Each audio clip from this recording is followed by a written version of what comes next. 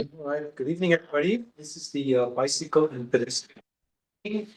Today is August 19, 2026. I call this meeting to order at 7 o'clock p.m. and ask staff to proceed with the roll call, please. Uh, Yep. Vice Chair Madhu Patla, Yep. Commissioner Ganga, Yes. Commissioner Marcy, Commissioner Wolf, Yes. have quorum. Wonderful. Thank you so much. First agenda item tonight is the approval of the meeting minutes from our July 15 meeting. The draft meeting minutes have been provided with the packet that we received. And I'm asking for there any feedback, corrections, or a motion to approve those meeting minutes as they were provided.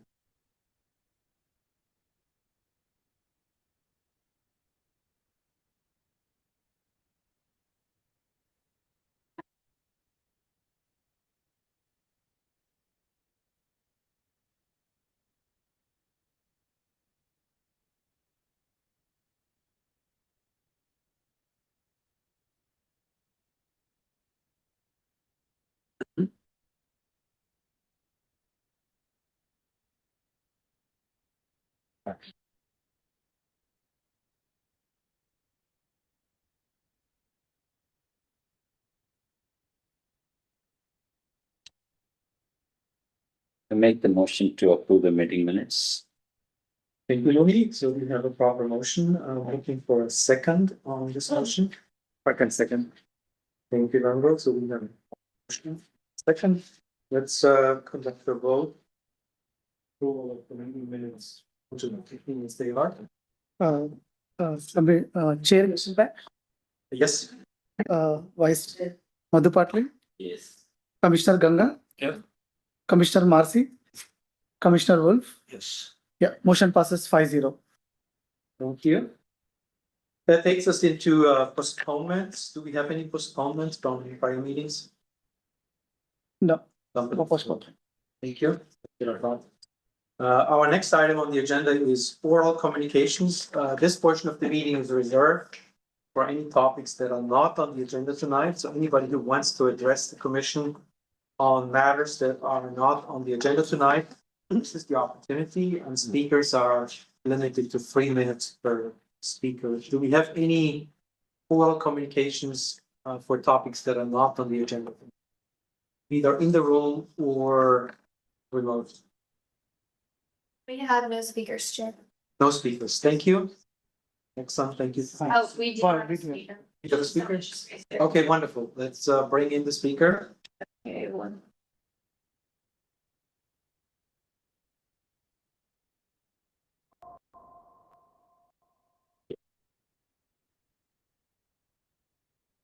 Welcome. Hello, Hi, we can hear you. can you hear me? We can hear you. Okay, thank you for this opportunity. I spoke this subject in a Bicycle Pedestrian Commission meeting and the Park and Recreation Commission meeting and the council meeting last year, but nothing improved or nothing happened. Bicycle is considered a vehicle as it is a machine used to transport the people and is subject to the same traffic law as motor vehicle. For the reason riding a bicycle on the sidewalk is prohibited because unsafe for the both cyclist and pedestrian. City Memorial Park specific plan said since the park does not feature any designated bicycle trails, bicycle riding is in the park is discouraged due to the potential conflict with pedestrians. However, city has not prohibited bicycle riding in the park. People were injured by bicycle in the memorial park. I know people who were injured by bicycle. An elderly woman was taken to hospital. I was almost hit by bicycle a few times. Even my dog was almost hit from back. There are many families with small children, seniors who use walker or cane people with baby stroller, people with dog, people are using AirPod, and the people using cell phone in the park.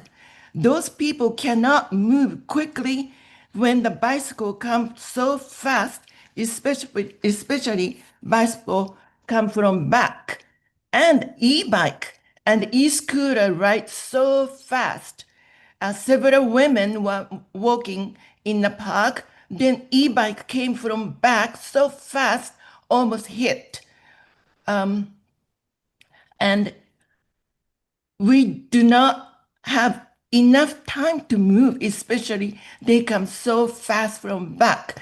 I almost hit yesterday. No longer a safe place, especially for people and children who are walking, jogging, and playing. Cyclists and pedestrians cannot share the narrow walkway in the park unless city build a bike lane just like a street and protect pedestrians. There are many cyclist trail in Cupertino, so they should go trail to ride a bike.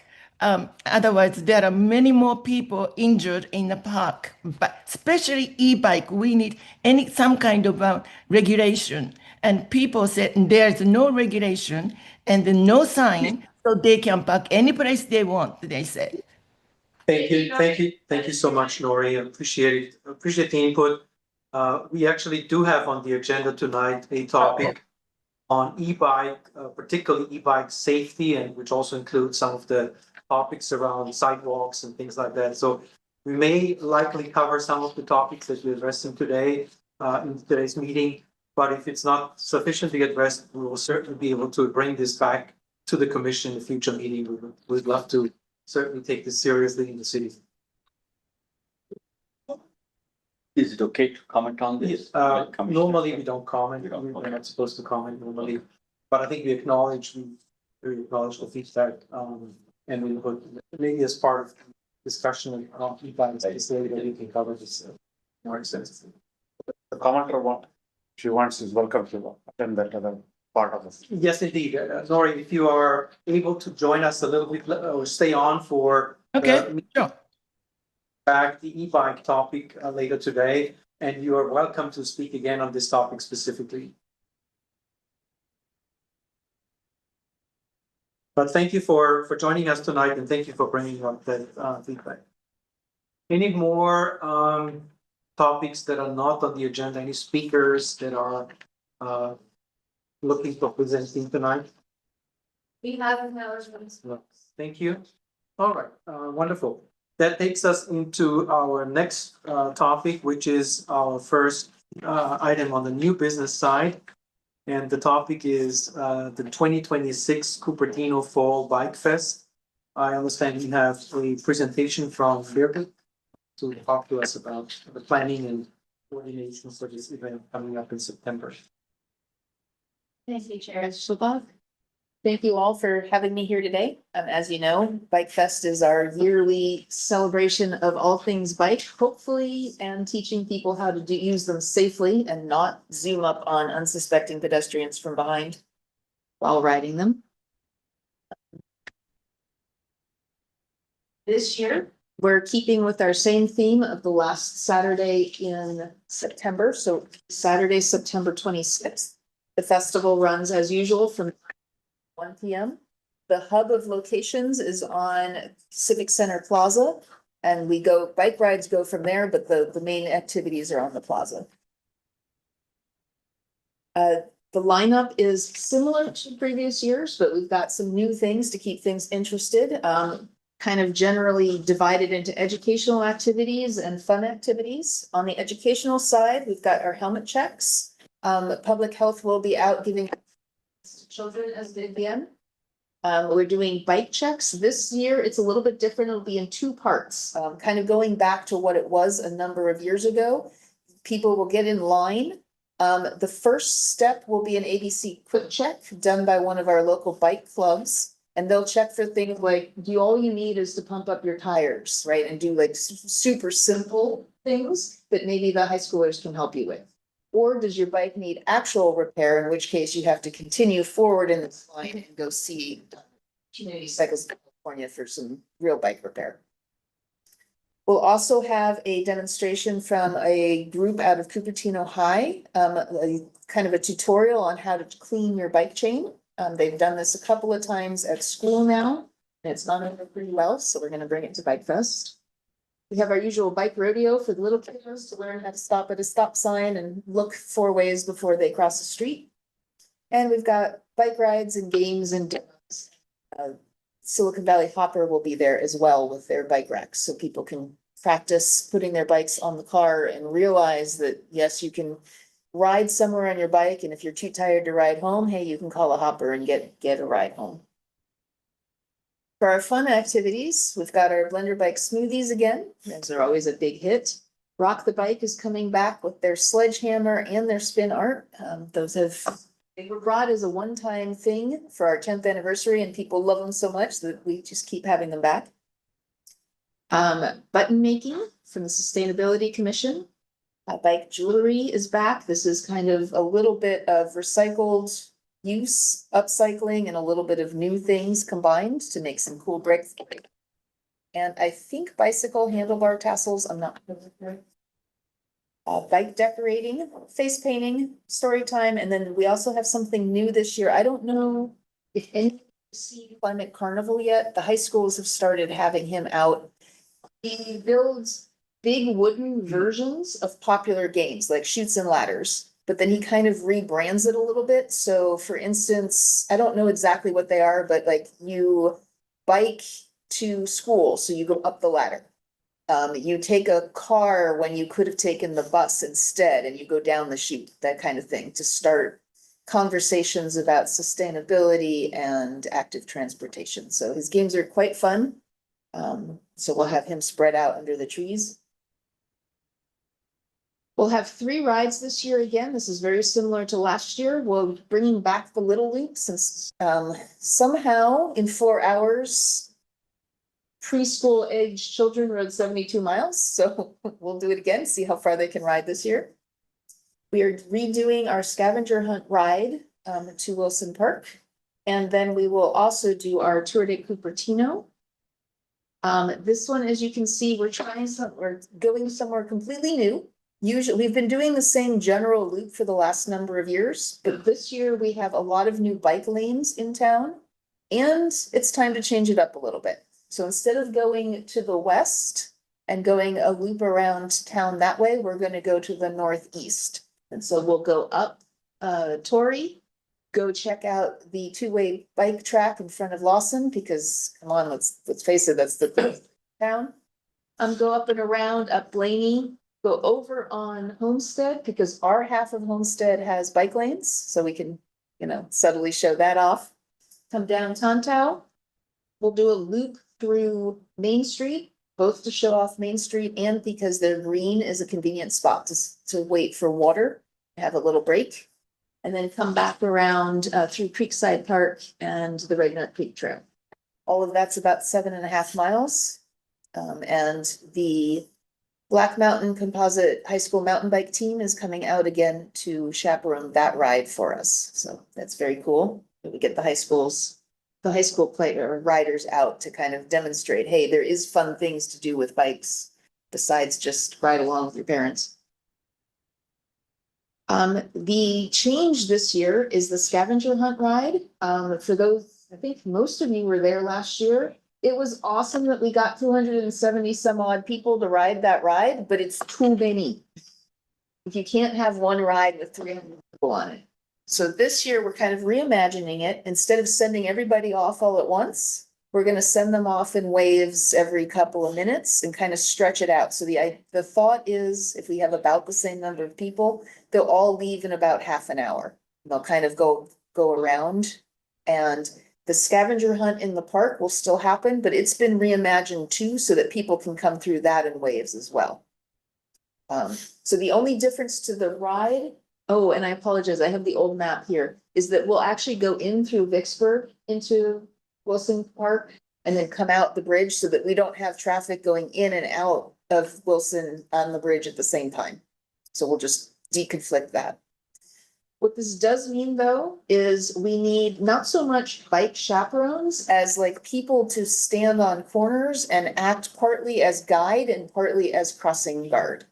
And we're thinking 18 to 20 people, so we're very much hoping that all of you are available. And if you don't mind spreading the word to friends and other people who might be available, and we'll try it out this way. And hopefully this keeps the chaos down a little bit. It'll be more, it's modeled a lot more after the way Parks and Rec does Big Bunny, rather than just a straight ride. The timeline is similar to last year. The thing that's changing is the bike rides are being pulled a little bit early to account for that extra, it's gonna take half an hour to get the ride off instead of sending them all off in one wave. So, the mayor is going to come at 12:30 and give the usual address, and that will kick off the raffle for everybody who participated in the scavenger hunt. So. That's kind of the short synopsis of Bike Fest. I don't know if there are any questions. Wonderful, thank you, Birgit. Do we have any clarifying questions from the commission first before we go into discussion?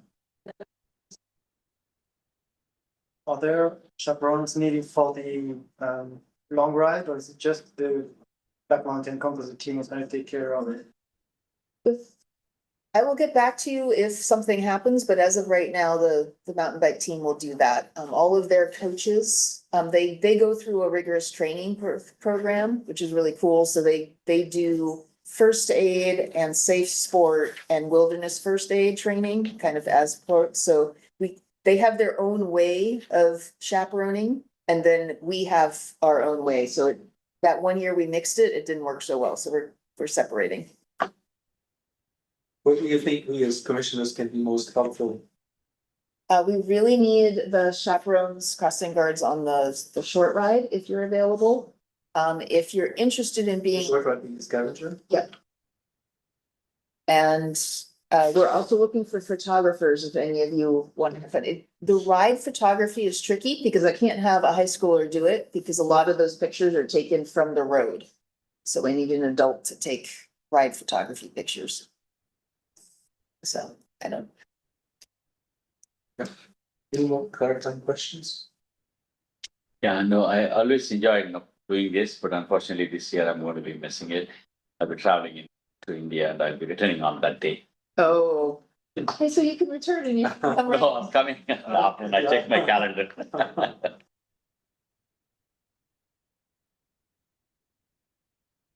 So it doesn't mean we have to, I mean, if we stagger it out, the scavenger route for over a period of 30 minutes. So does that mean we kind of block those roads for 30 minutes? Is there kind of support from the sheriff or? Because it's like even last year, it took probably 15 minutes until we got everybody through. But now if you stagger it out, it's probably gonna be 40 minutes that we have to block those. So we're hoping that by staggering the start, it won't be one mass of bike riders that blocks the whole road, right? We're trying to send off only about 50 at a time. And then they'll have instructions stay to the side. And so that even though the ride will take longer, will be less intrusive on the city. Do you think in between those waves, there will be car traffic coming through? I mean, if there's not gonna be too much car traffic that follows the ride. But there would definitely be car traffic going Right, across traffic, right? And that's why we want the chaperones and the watching, because we'll, in addition to keeping the riders safe, like asking the cars to stop, there will also be ask the riders to stop and let a bunch of cars go through before they get dispatched. Right, so that's again, not something I'm comfortable asking a bunch of teenagers to do, so I'm really looking for adults for those positions. I mean, from experience from out here, it was certainly even in every wave, there is like solid riders and there is riders that take like off. Right. Holding and support, so I think we will probably block the roads for quite some time. Yeah, and I'm kind of expecting the waves will kind of merge And like the faster riders they'll make their way to the front and the slower riders will, like, Mhm. they'll separate themselves, but Mhm. we talked about if there was a way to get people to self-select from the get-go. And we're like, there's just no way. Like, No. you ask people, well, are you a slow rider or a fast rider? And they're all gonna say. It's all relative, right? Thank you for pointing out. Yeah. So, Okay, understood. The sheriff is present as well? we do not typically have the sheriff there. We find it's overkill. If this doesn't work, then we might have to go back to that. So, Looks like it crosses Blaney twice, yes, so, yeah. Cause I've done this in the past, and I think what happens is that, well, when you have one group, the drivers start to get upset. Right. If they wait too long, so you kind of have to use your judgment and then stop the riders and let the traffic come through for. Yeah. Clear out, and Yeah. then you can let Exactly. it cross again, so even with two groups, you might have to do that. right, but that's the hope, right? If we're sending groups out, that the riders will be more patient and be told, hey, you're gonna have to wait and let cars go through. So. But again, why? It's a little bit not different taking- experience, so we'll see how it's. Yes, Some risk to, I mean, I think we as chaperones probably have to also help manage the. Allow the car traffic pass as well. right, Walking car traffic 45 minutes is not, it's not. exactly. It has to be both ways. Negative input. So, and hopefully this will be less of an impact to the residents than it was last year. We have people like the chaperones are also gonna tell the rider where they have to go.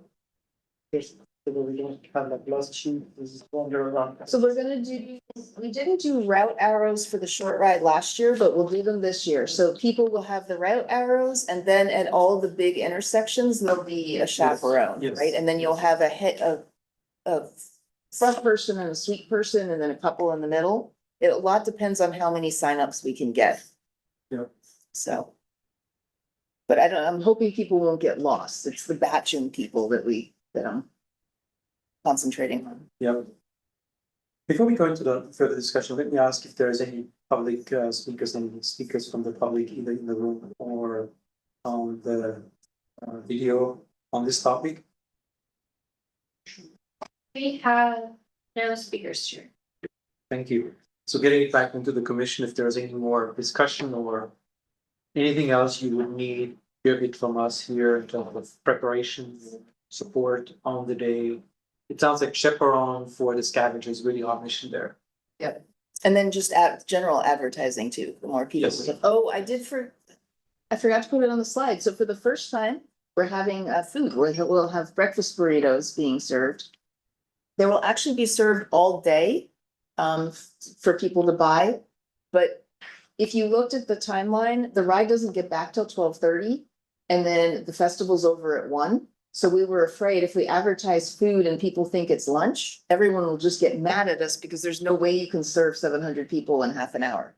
So we're gonna market it as breakfast burritos, eat before your ride, fuel up for your ride, and that gives us a couple of hours to serve people. And then the people who don't go on the bike rides can, of course, eat whenever they want. Is it sponsored by someone or we're spending money? So we did find a caterer. It took us a long time, but we found a caterer who's willing to come. So they're charging the festival goers, but they're not charging us. So they're taking the risk that they're gonna make enough money that day on their burritos. And we're giving It's not them. subsidized by the city, it's essentially. No, exactly. Charging us means. Who's us? Oh, sorry. So they're not charging the city. Like, we don't have to pay them a fixed fee or guarantee them a number of purchases. So that part's really good for the city, but they will charge people who want a burrito. I can't remember what their price list was. I think it's like $11 for a burrito or something. But you said it's free, No, I don't think so. I believe it's attendee paid, right? attendee pay, okay. Just the burritos part, like everything else is free. So we're having to be very careful with the advertising because usually everything is literally free. So this is the one thing, Food item is paid by the attendee. right? But that's also how other things, like Earth Day is done this. Pay for your lunch, but there's no fee to participate. Basically, the food to buy or burritos to buy or something like that. Great, very much looking forward. All right. Any other topics on this, discussion on this topic? Otherwise, I don't think there's any motion or decision necessary. It's really just more informational. So thank you very much, Birgit. I'm gonna close this topic up then. And we are moving into our next item tonight, which is around e-bike and e-moto safety. So this is about the current state of e-bike safety and steps to encourage safe and legal e-bike, e-moto safety. I think I'm gonna hand it back to you, Birgit, again. Thank you. So this was, I think it's a really important topic. I think we kind of touched on it a few times as a commission here on the safety topic, especially on e-bikes. So I think we're really looking forward for this convention. Hopefully we can, in the city, make some progress, some steps to improve safety. so the kind of thought behind this was there's a lot of interest, as you just said, about doing something, but no one's quite sure what to do, like what's effective and what's allowed. So this was designed to, or this was intended to be think of it as like a white paper, a literature search on what's out there, right? What are others doing, jurisdictions doing? Wanted to start off with some of our resources. Of course, when we had our e-bike community meeting back in May, the recording from that is available online and will remain there for the foreseeable future. That's always a great resource that people who want basics. And then we also have our flyer of all the summary of all the different classes and types of bikes and the rules around what you can and can't do with them. Specific to Cupertino. I know it's an eye chart. That one's also available online. At it if. We are also working on an e-moto information campaign based around something like that picture. We're working with the communications team and the video team are working on this because they're way better at designing visual campaigns than just an engineer is. So the big thing here is learning what's an e-bike and learning what's an e-moto. Kind of in general, e-motos are, it's not street legal, so they shouldn't be out there at all. There's a lot of people who don't understand the difference.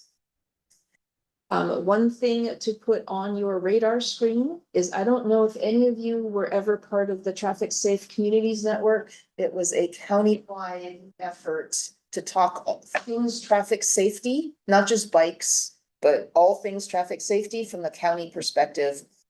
I don't remember when they disbanded. Was it COVID? It's been a number of years, so they're kind of bringing that back. And their first topic is going to be e-bikes and e-motos. And they're targeting a workshop on December 11th to talk about it.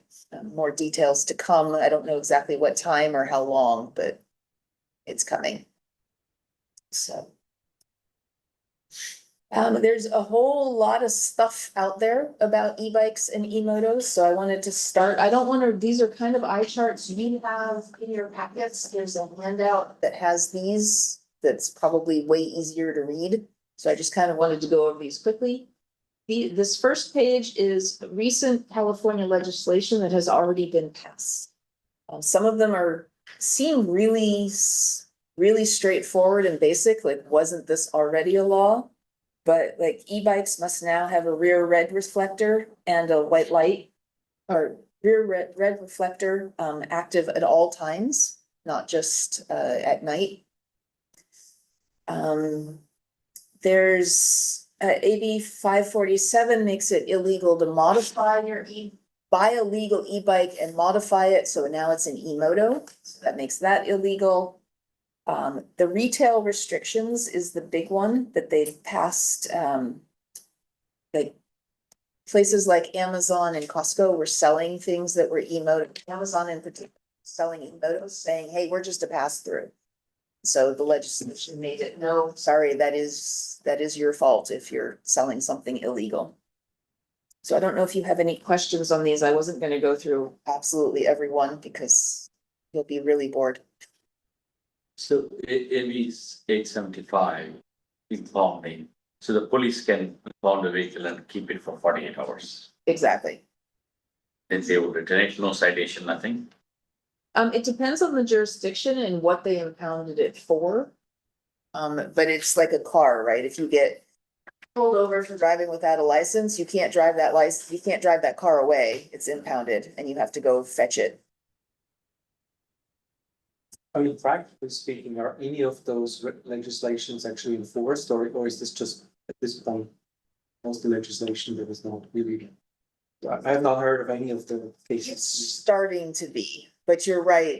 It's giving law enforcement the tools they need to go after things. A lot of the problem that I'm seeing personally is these laws sound really good and they sound really straightforward, but then you talk to the sheriff's officers and they're like, but if a e-moto rides past us and we just see it, we can't be sure it's an e-moto.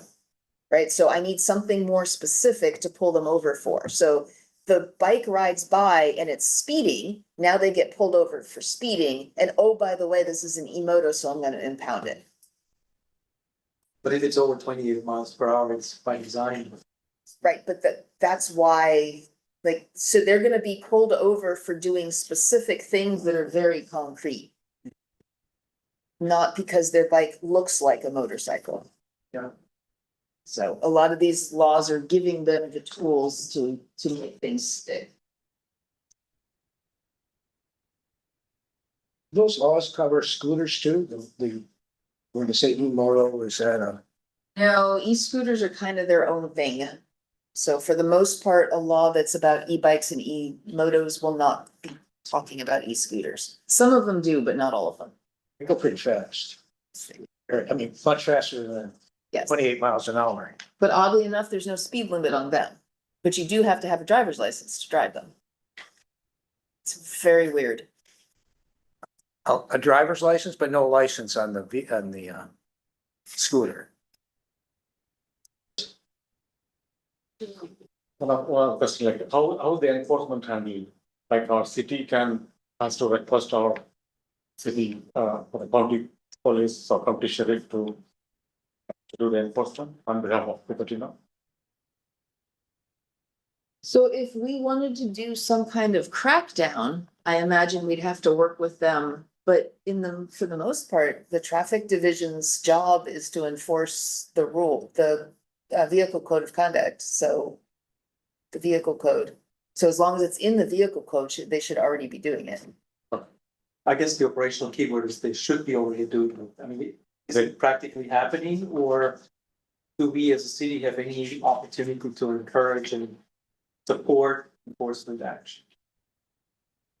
How much back and forth is there with the sheriff's I office? on think things? you can always engage the sheriffs and request certain focused enforcement as a partner, you know, it's always up to them to design their own work, I see. right? But we can certainly have a conversation.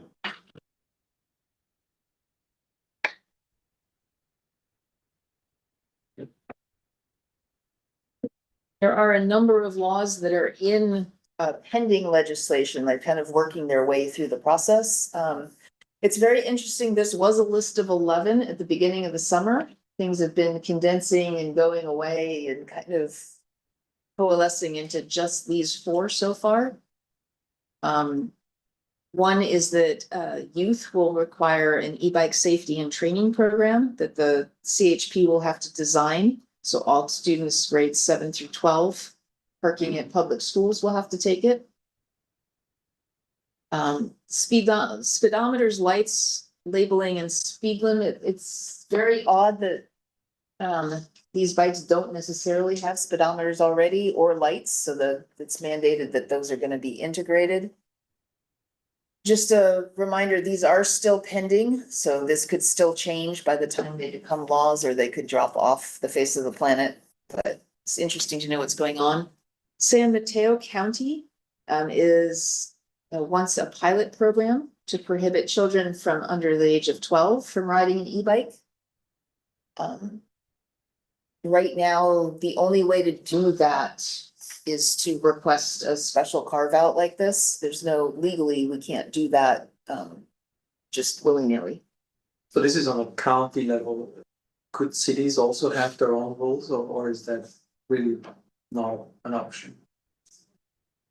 I don't see anything to prevent it, but since it's a state law, I don't know that it would be worth the effort to try and get that passed.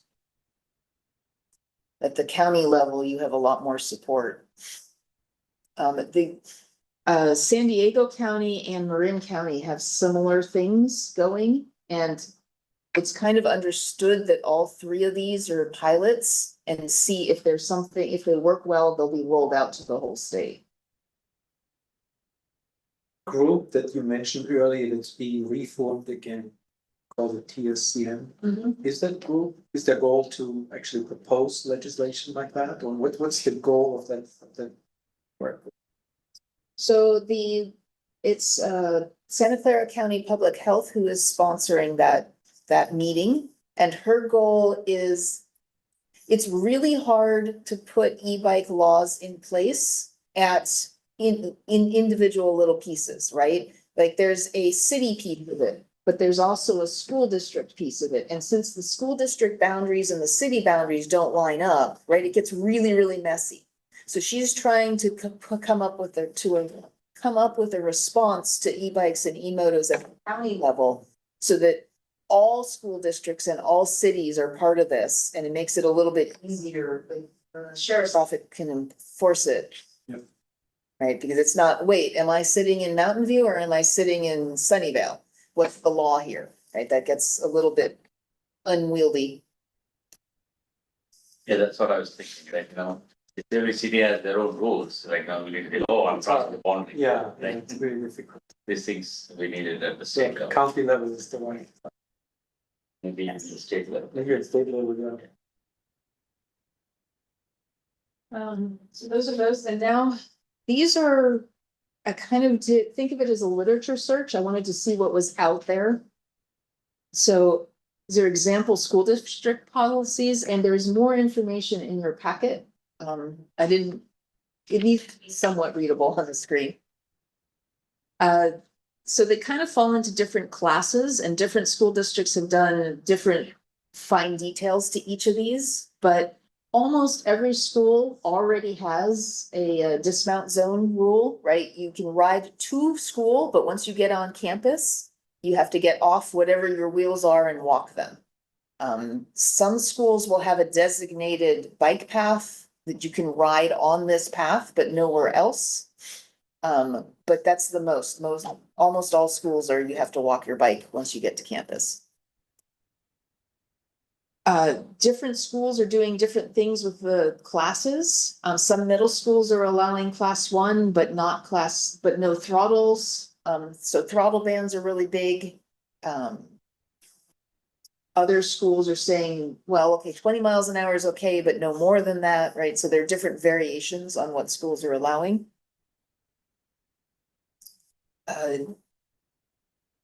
It kind of goes without saying, but the e-motos, they're not street legal, so they should be banned from campus by default.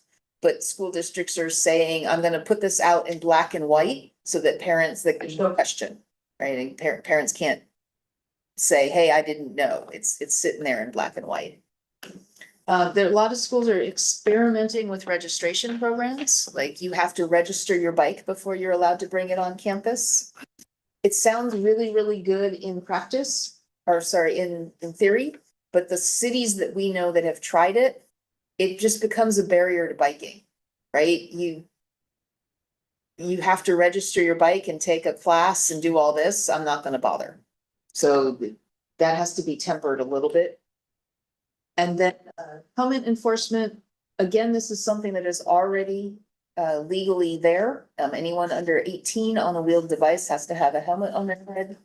But again, a lot of school districts are just reiterating that. Does Cupertino have any of those policies in place? So we have two school districts, the CUSD and FUHSD. Am I allowed to bring in members of the public who happen to be here? I don't know if I'm. They can speak during the public comment period. Okay, so then I will just say that Stanley Kawa is here. He's the chair of the FUHSD board. Great, so we'll invite you, Stanley, once we have the opening for the public. Great. It is my understanding. I'll hold my question. Perfect. So. Any other questions on the school district side? Okay, and then these are the ones that are perhaps more interesting to us. What can we do on the city side? We're somewhat limited in what we're allowed to do, legally allowed to do, because we can't override a vehicle code. So. Minimum age limits, so there's a minimum age to ride a bike, an e-bike or an e-scooter, especially on the sidewalk. Sidewalk riding bans, these come in a lot of different flavors. Cupertino already has, you can't ride on the sidewalk over the age of 12. Or unless you're accompanying somebody that age, but you could do more, like you could limit that, you could do away with the little kids, you could make it more. Other cities have allowed sidewalk riding, but given it a speed limit. One city, I cannot remember which one, but it's in your packet, did something super interested. They've limited it only little bikes, and there's a size limit on the bike that can be on the sidewalk. And the theory that it's the little kids riding the little bikes who need to be on the sidewalk. And by the time you're in a 29-inch bike, you should be on the road. So that was an interesting twist, I thought. So the Cupertino regulation is everybody above year age 12 cannot be on the sidewalk. Correct. So the only way they can legally be on the sidewalk is if they're accompanying a little kid. Minor, a kid, Right. So, And then the sheriff's office will usually do an exception if you genuinely think it is too dangerous on the road because there's something in the road or there's construction or something's going on. And so you hop up on the sidewalk to avoid it and then get back in the lane. The sheriff's office will not penalize you for trying to stay alive.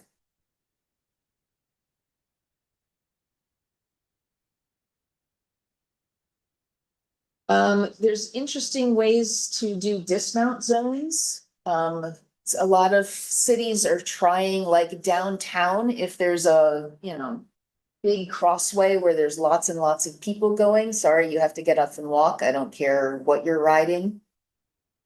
There's all kinds of trail riding bans. These come in all kinds of flavors. We have some on our trails already. There are others, like anything from just no e-devices on a trail, which is what Midpen does, to, speed limits, to age limits. So those come in lots of different flavors. Some cities are really aggressively cracking down on the e-motos. They're explicitly going out and saying these devices are banned, these devices will be impounded, and, things like making it very black and white what the consequences are going to be, and then working with their law enforcement on bigger crackdown efforts on these. California, our law already prohibits passengers on bikes. If they're not designed, like a cargo bike that has 2 extra seats, that's different, right? But the e-motos where you've got the second person like just kind of perched on the back, that's already illegal. But some cities are finding it's useful to reiterate that in black and white, again, to give the law enforcement more tools. Dangerous riding is the same thing. It's obvious that this should be illegal already, but they call it out specifically. And the interesting one is there's a couple of cases making their way through the courts right now. Cases where a minor has been riding an e-device that was illegal and somebody got hurt, whether it's the minor themselves or whether in one case over on the East Bay, an elderly gentleman was killed. And the courts are holding the parents liable for that because they knowingly bought their kid something that was illegal and dangerous. And then also corollary to that is endangering a minor. So those are some interesting cases to watch.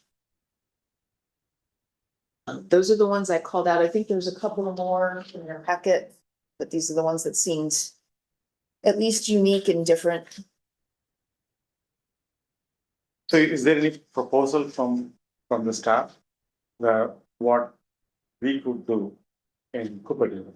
I made no attempts to propose things. There's so much up in the air going around. I didn't know who would be interested in what, so I wanted to start with, these are the types of things that are out there. Obviously, it's an ongoing conversation. Some cities have, at least they claim success on some of the initiatives like Marin.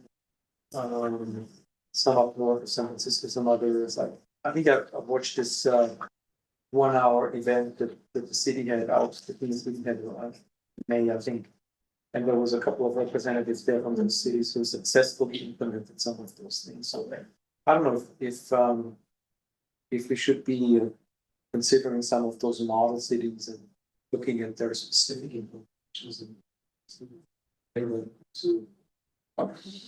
because some of those seem like, I mean, the state will probably regulate over the next few years, but the question is there anything we can do proactively as a city to improve safety? Personally, I'm not so seeing the issues with the pedal assisted bikes that go 20 miles an hour. I think it's everything above the throttle assist, it's the faster ones, it's like the illegal ones. Those are the real problems. The question is, do we have the tools? Does the sheriff have the tools to crack down on those or not? And I will say, if you look at the models where they have been successful, it's because the city, county, law enforcement and schools all work together, right? That's when it works, because otherwise the kids are amazing, right? They just find ways around, right? So you have to close all the loopholes at once. Yeah. Any more clarifying questions on this topic before I open to for the public?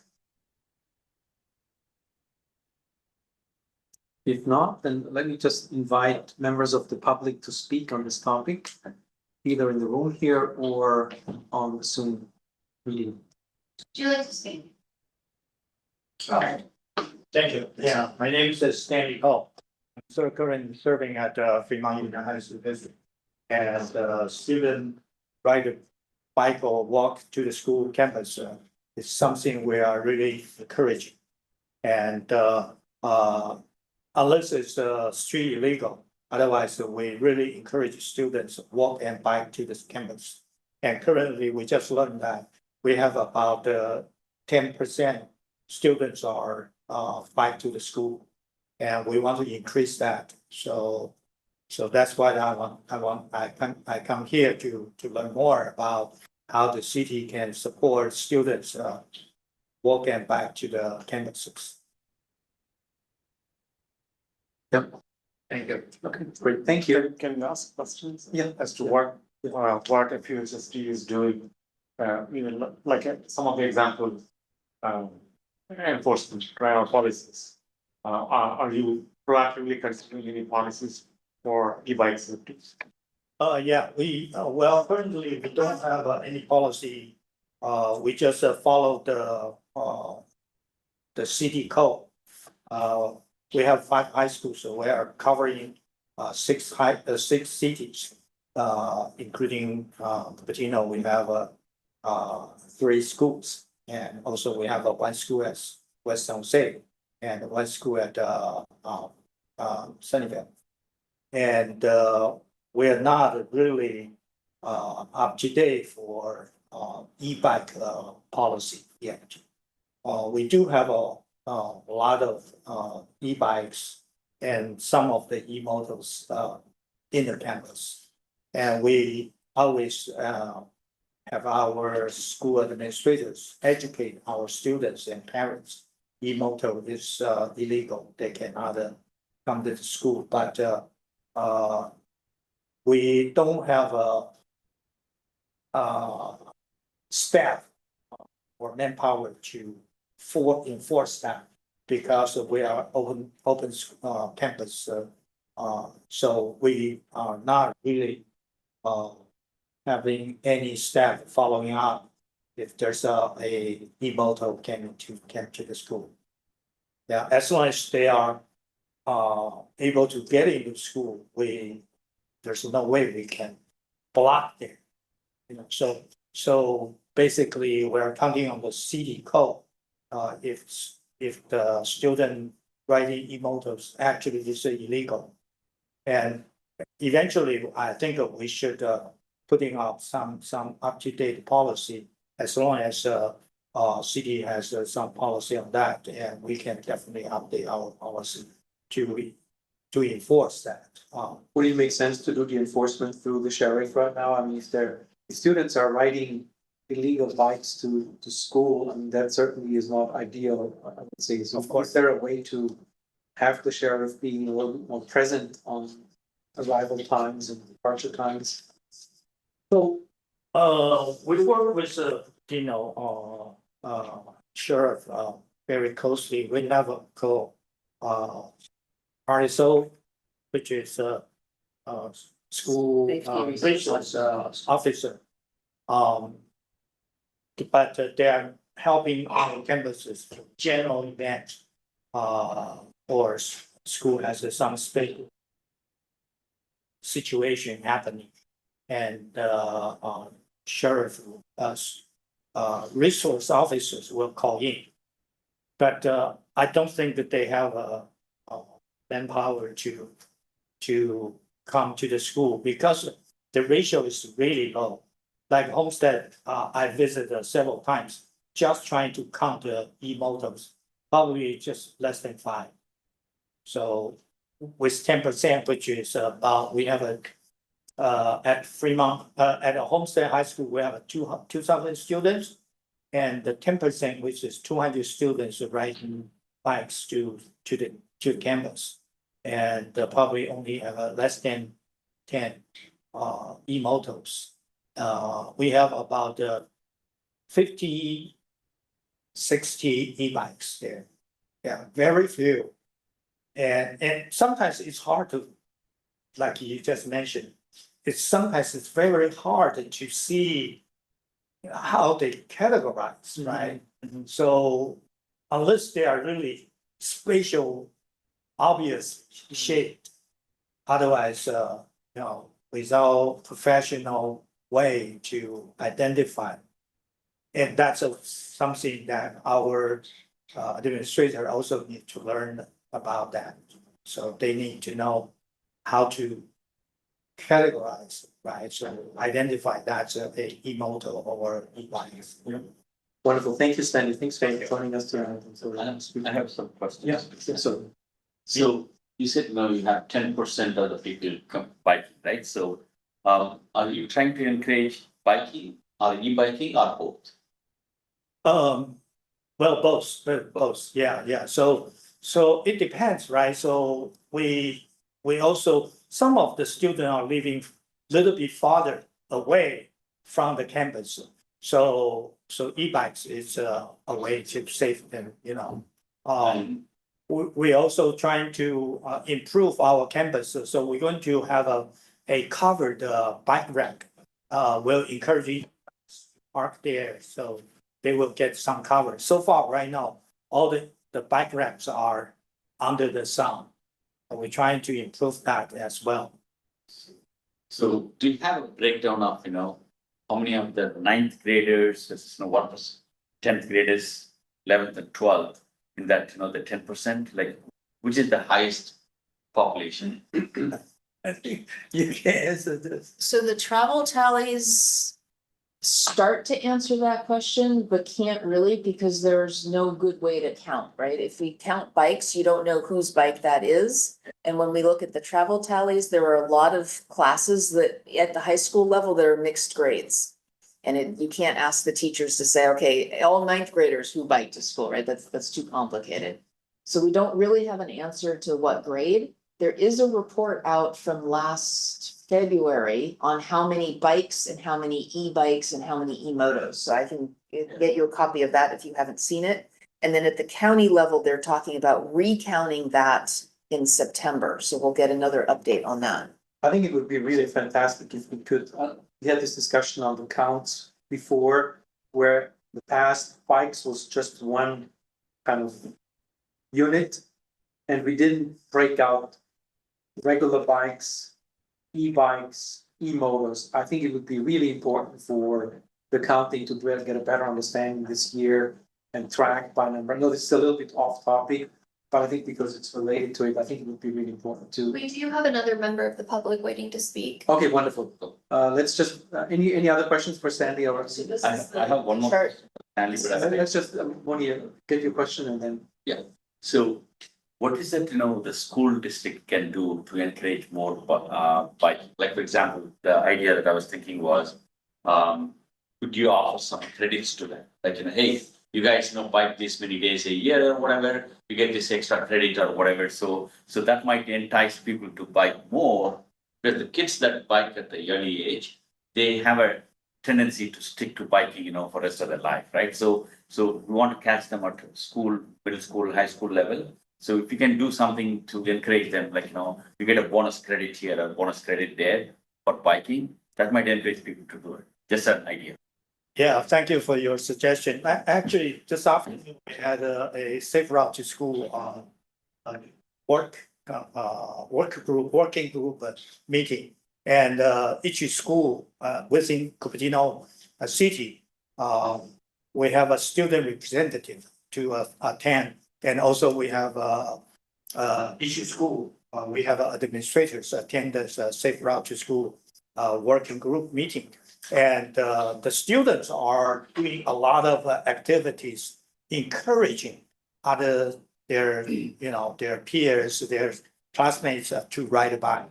So at the school district level, we normally having the individual school, like we mentioned about Fremont High School, which they are many students are living far away, and they are taking buses to the school, and so it's harder to convert them. But like a homestead,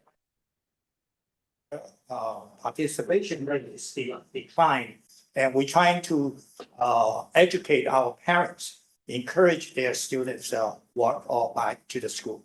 And that's a district can do, but the students are doing a lot by themselves because of high schoolers.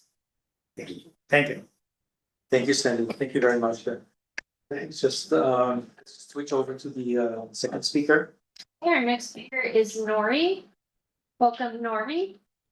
Thanks for this opportunity. Very quick questions.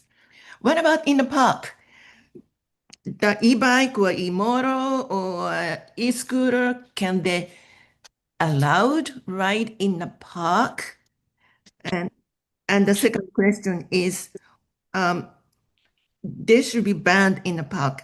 And the second question is, e-motor, why don't they require like a license plate, just like a motorcycle?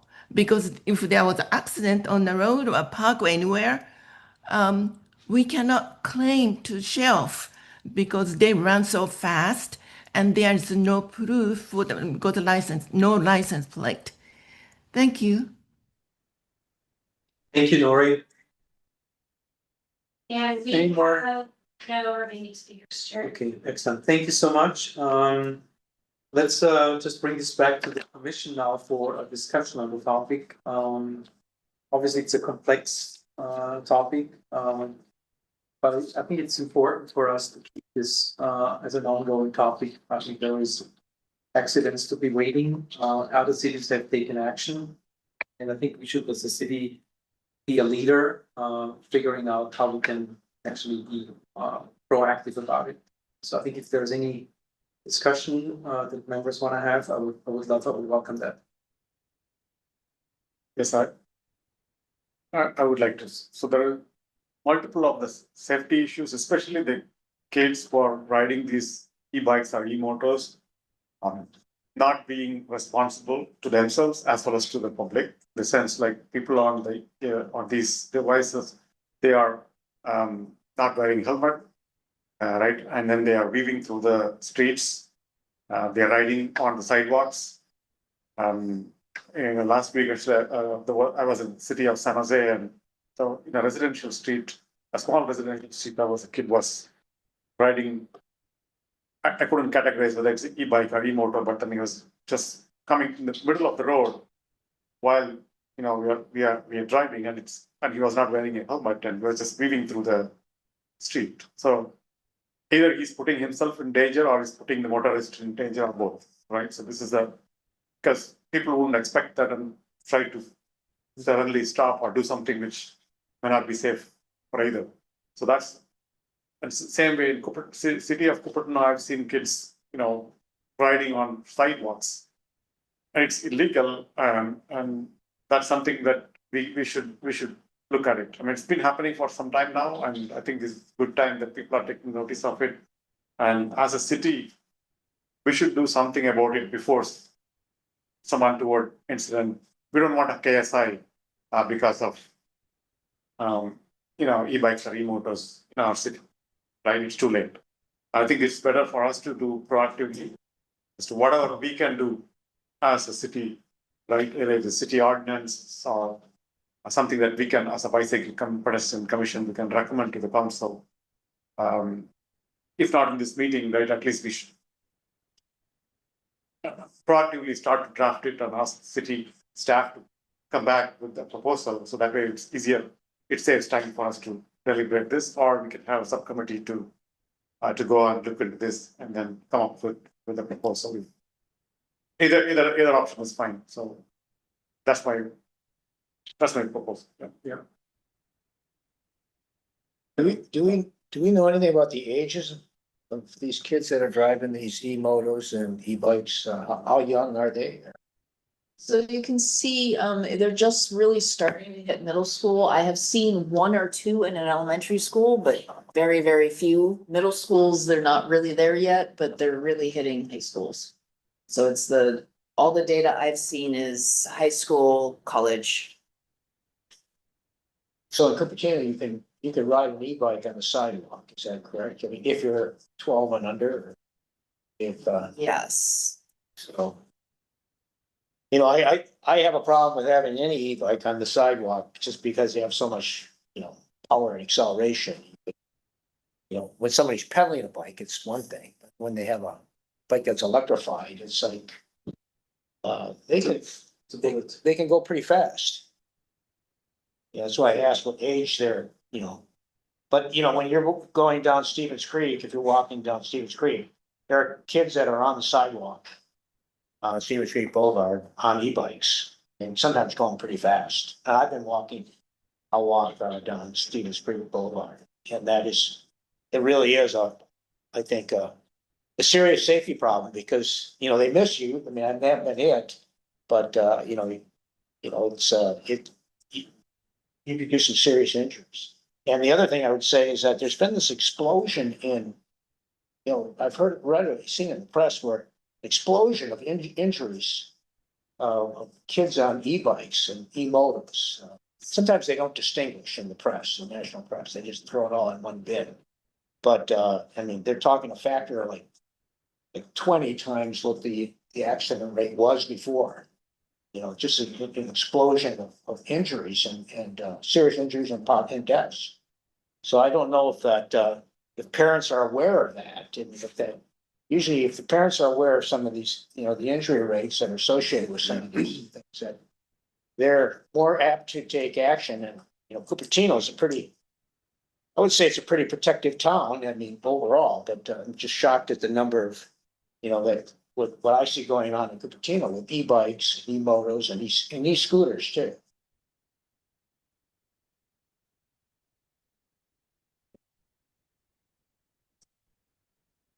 And the numbers here really show that e-motors are everywhere in the city. You see them everywhere. Just need to watch, especially like Stevens Creek Boulevard. Those are the throttle assisted bikes that go like 40 miles an hour, even more. I'm really wondering the laws are here already. You don't need to develop new laws. It's just the enforcement of the law seems to be the problem. I mean, there may be some tuning on regulation and whatnot, but even if we would enforce the existing laws, like from the school here, it looks like there is no way for the school themselves to do any enforcement about the e-motors, but could we encourage the sheriff to help us here to bring safety to those schools? It's I don't think we should regulate too much bikes per se, the class 1 bikes. I think those are great tools for the students that come from a long distance and whatnot there, but I think it's the other ones that are problem. So it is my understanding that the sheriff's office cannot give tickets on school property. So what Stanley said that they can't enforce, that they can, the school district is responsible for enforcing things on school property. The sheriff's office can do getting to school property on public streets. So that's why it's a joint handshake situation. That is also part of why the sheriff's office was so interested in bringing back that juvenile diversion program, right? Because that's a place to send these kids. Yeah, the other concern I would have is like, if you have a protected bike lane and you're on a regular bike, some of these, they're just now, if you got somebody on an e-motor or e-bike, they can easily overtake you and Yes.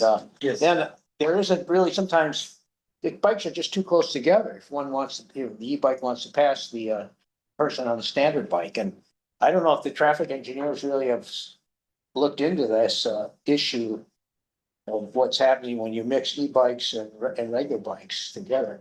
I think that's probably part of why some of the districts are restricting the use of e-bike. I think it's what's the Open Space Authority? And yeah, Big Bend is completely, I think, blocking any e-bikes for exactly that reason. That's a little bit aggressive in many ways, but I think the fast ones, the throttle assisted and the class 3s and whatever, those are the ones that I think they have no place in those places. I think it's not a black and white topic. It's very gray in many ways. It's an interesting one because we want to strike a balance between not discouraging kids to take their bikes and but you want to provide some certain level of safety for the community as a whole, and not just the kids themselves, but also pedestrians and everyone. And I think if you look at kind of what, where, to where, and how fast, I think there are questions that we can answer. Some we cannot. Like the what, I think to your point, it's very hard to regulate that. Oh, this is a class B or a class 1, class 2. Like nobody can really differentiate that. So as a city, I don't think we should focus on that. Where people would ride their bike, I think is more pertinent question. I think having no electric bikes on sidewalks makes sense. In general, and if the parents want to accompany their children on a bike, they don't need an e-bike, they can take a regular bike. What I think is important, and I want to go back to today's speaker who mentioned that there were a lot of people coming by bicycle, like having e-bikes, e-scooters, and that person did not feel safe. Heard that also, that feedback from some other members of the community, so it's not the first time. But it's also a question of, okay, if, for example, you take your bike to go to the park, how do you get there, right? So you're not gonna, like, if we forbid e-bikes in a park, then we also make it harder for people, like we remove an incentive for cyclists to actually take their bike to go somewhere, and they might think, oh, if I cannot park my bike here because the rack is going to be outside, for example, because bikes are forbidden, then I might go as well with my car, and then we remove an incentive. So we need to be very careful as to what we want to forbid or not, because again, the incentive should be to make it easy for everyone to ride their bike. But I think that one question that no matter what is relevant for that conversation is how fast. And I think that's where we all, I think, whether it's a class A, B, C, D, E, it doesn't matter if you cannot go faster than 20 miles an hour, for example, on a bike lane, then I think we're good. Problem is if these devices go too fast, that's when we have a problem. So that will be my question to staff and Prashant. Is it possible, and I know there might be some issues with ADA, with like some bumpers in the parks to prevent kids from going very, very fast? That'd be possible. We don't have that kind of, we didn't saw anything like that having a bumpers. So could we be innovative and say, hey, we're gonna put some bumpers in Memorial Park to prevent these kids from going too fast? You mean like speed bump? Yeah. Speed bump on Yes. walkways.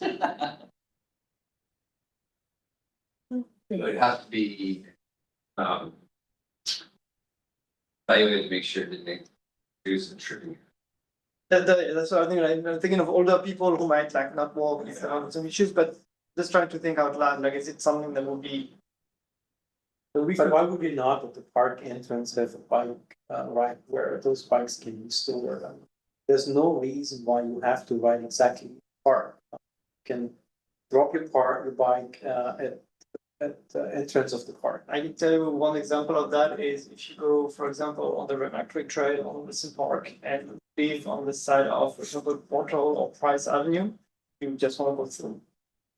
I'm sure there's always corner cases to be found. I'm just talking about, Memorial Park was brought up Same as a thing, case today. Solomon Park, you have like also some exits and entrances on multiple ways, and you can go literally through with the bike, and if the bike cannot come, then you have to go all the way in residential I area. can just see the challenge of you have lots of pedestrians walking at the same place as those 40 miles an hour throttle assist bikes. That's an accident. Yes. There's no question about it. So the way is to keep those fast bikes away. Maybe that's to. Or make it. And I think you can say, like some cities, I think, have completely blocked throttle assisted bikes, right? Some counties that. But only from the public, from the pathways. I don't think they can do it from the roads. If you have a license, then you're fine probably as well. Well, no, because something going 40 miles an hour As a as license. e-moto is probably not street legal in the first place. So it gets very gray. So I think we can't on the fly come up with a solution. Yeah, So yeah. I think there are few things that's already listed down in this example, city ordinances. Right? So our city can do similar ones. So maybe we can take some other cities, a model city, one or two of them similar to our size, and then bring forward. So that's what I would recommend the staff to really come up with a proposal and then, have a future agenda item where we can specifically discuss it. So they can come up with what are the pros and cons and what are the pitfalls of going one way or the other, right? Because some cities have done it. It's not that, they're banning bikes, any bikes, in fact, not just, e-bikes, like on sidewalks. So that's one thing, because the 12, it's very hard to go and ask someone whether are you 12 years old or are you like a 10 or 15. I mean, I see kids here, like high school kids, actually riding on e-bikes on the pedestrian sidewalk. So it's quite obvious, right? So that I don't think that it's very hard for anyone to really find that. The best way is having a black and white. If they want, they can just ride on the streets, right? So that's the thing that we could do. I would let the staff really come up with 3 or 4 concrete ideas, and then also say what are the pros and cons of either one of them, each one of those ideas. And that way we will be able to have a meaningful discussion here and then make a specific recommendation to the council. I would like. Ideally, I think that it would be more efficient if the commissioners could provide some idea of what they would like to see city, and then we can come back to you with pros, cons, what might be legal, what might be not. So we've sort of presented you all with a list of ideas of what other jurisdictions have done, what they say. We'd like to hear from the commission what you feel would be appropriate for Cupertino. So if we having us develop, we've shown you what's possible. It would be challenging for us to come back to your report and the commissioner would all agree are direction. So for me, what's important is, as one of the speakers spoke, Nori, I believe, right? So I personally have seen it as well, many, many times. Mixing bikers and walkers on the same trail is disastrous. And I've tried, a few times before during COVID. There are a lot of, new bikers that wanted to take on to biking, friend circle. They were not comfortable riding on the road along with me on the road bike. So I took them on the Stevens Creek, right? So the issue there is when you're going at a reasonable speed, like 15 miles or something like that, and you get closer to the walker, you don't know which side they're going to swing. They might have a dog, right? They may have something, right? So they swing to the wrong side, it's a collision that happens, right? I've seen too many of those, and I avoid going on trails. I stick to, my road, because I have a road bike a lot. I stick to the roads, right? So I think, this memorial park issue that one of the residents spoke about, that's a pretty serious issue. We need to look at that, right? So we don't want, somebody getting injured and, suing our city because, they got paralyzed or whatever, right? So that's a serious issue we need to look at. We really need to make, everything in Cupertino safe for all types of people. Walkers, the bikers, and the cars, right? So with that in mind, we need to come up with, ideas. Like, for example, buffered bike lanes, right? Giving enough space, right? So that, the cars stay on the car lanes and, but at the same time, bikers, there's a space, enough space between the fast moving cars and, the bikers. At the same time, the bikers have the ability to get out and get back into the lane, right? To me, makes sense, right? And so also, enforce to some extent no bikers on the walkways. Because kids less than 12, we should allow, right? Because they're too young, right? So we don't want to put them on the road. So it's okay for them and they're not going to go that fast. But anybody above 12, they really belong on the road, not on the sidewalk, right? So we need to enforce that. We need to have and I think if sheriffs cite some other those, we will see improvement where parents will get involved, okay, and they will say, no, you can't do this. We are seeing people getting tickets for those now, right? So I think it's more of an enforcement. I'll give an example. Woodside, Kenyatta Road, you go up and down. I do that every Saturday. There are 2 stop signs. Most of the people, because of the bikers, stop there. Because I stop. I've seen enough people getting tickets. Right? I know exactly what you Yeah, said. there's a cop hiding there on the bushes, and you run past that stop sign, you're going to come and be late, right? So one of them is downhill, you're coming too fast. It doesn't matter whatever the speed, I stop it because I know I've seen enough people getting tickets, right?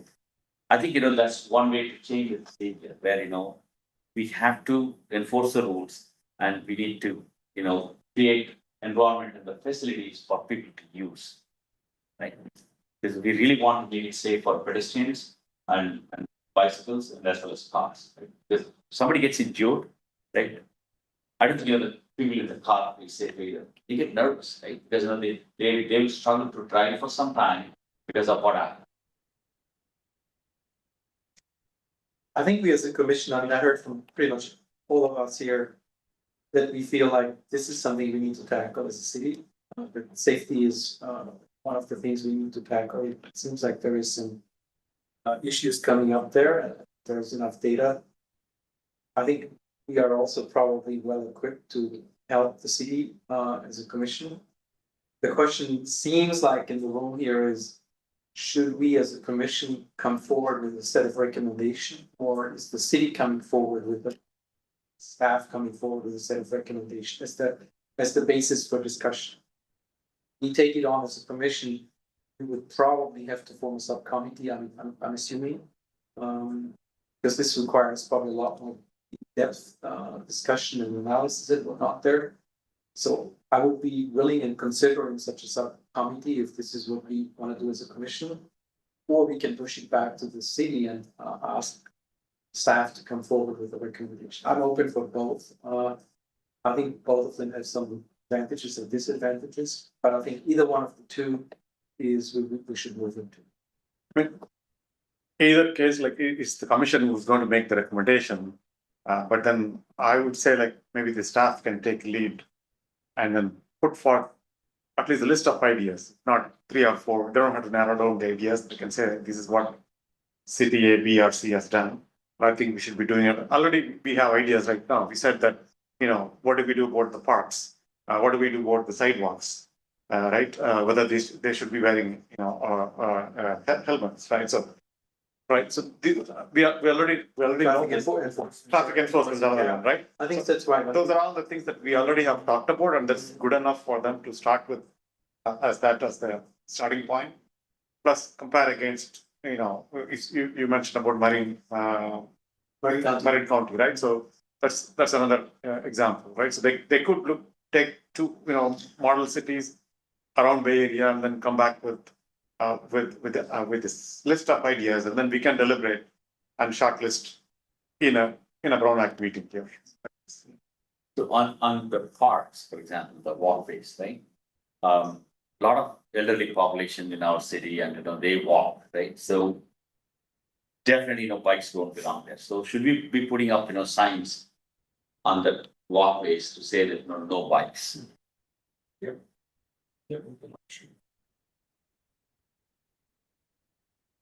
It prevents a lot of people, like, it's a barrier for people to ride their bikes to go from places.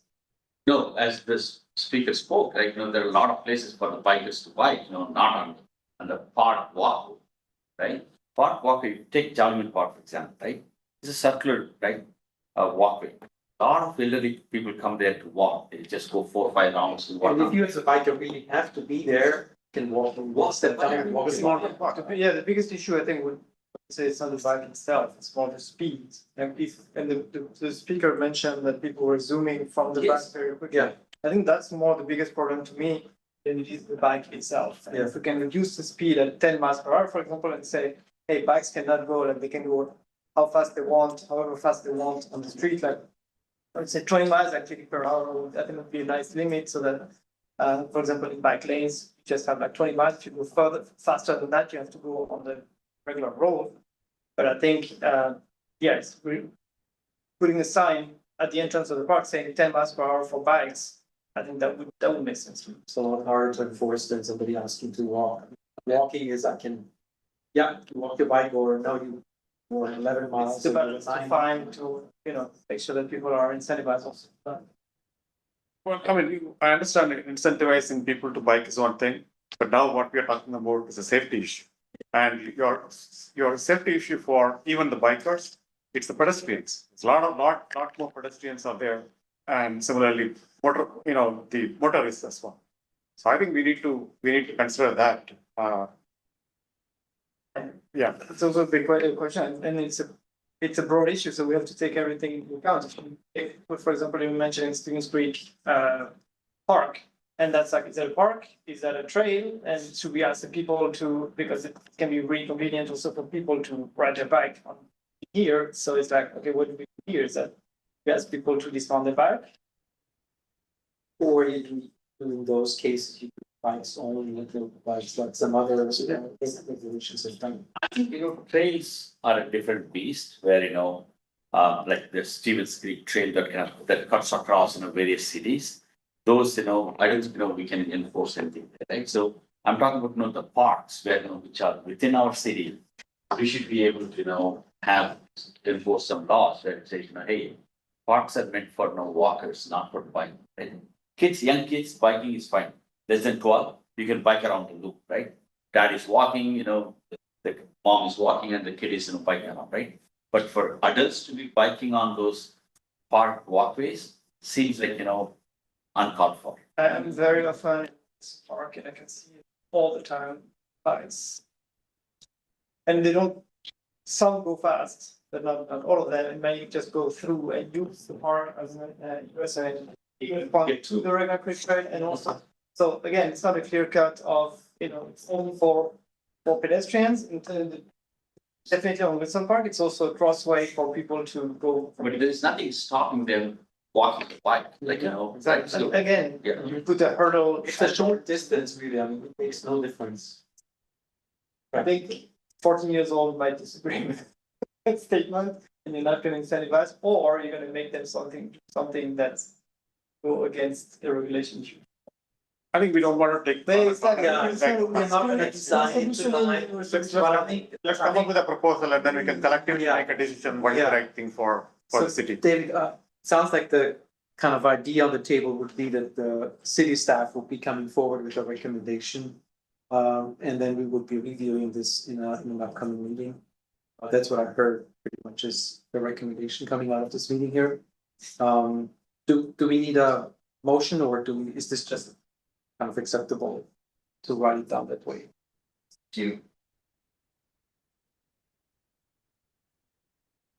I think we should probably do a motion so that it's properly documented in the meeting minutes. So moving to approve a motion to take a detailed look into the e-bike and e-moto safety issues. And doing so means we're gonna expect a follow-up meeting from tonight to review staff recommendations for e-bike, e-moto safety improvements for discussion. Sorry, that was a long ramble. Did it capture everything? Yep.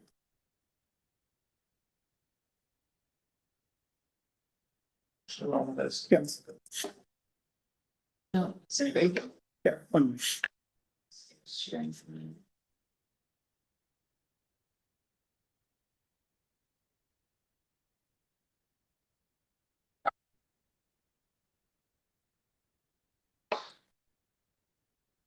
I think it can be, as you said, like, can be broader so that they have the flexibility to come up with.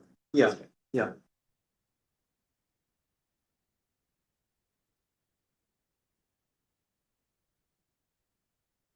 Move with recommendations. Come up with a set of recommendations. To improve. Safety. In Cupertino.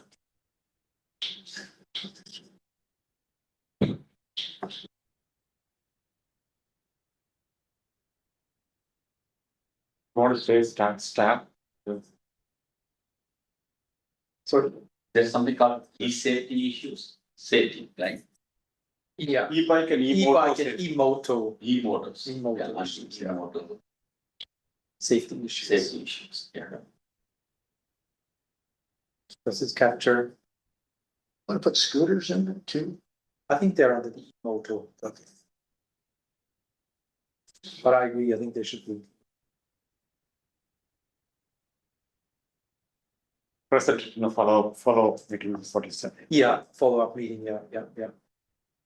And I mean, ideally, I mean, I think there is some sense of urgency, ideally, if we could do it, within the next few months, then ideal, I would urge us to move swiftly on this one, so I would say before the end of the year. Ideal.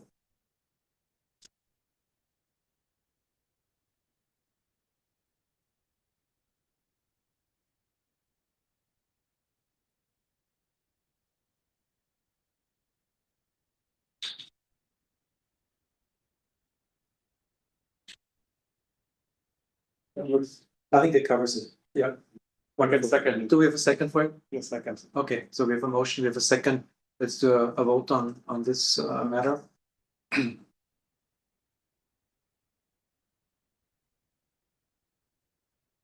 was the first? Like who first? I'm Sure. I make a motion. I'll fix that.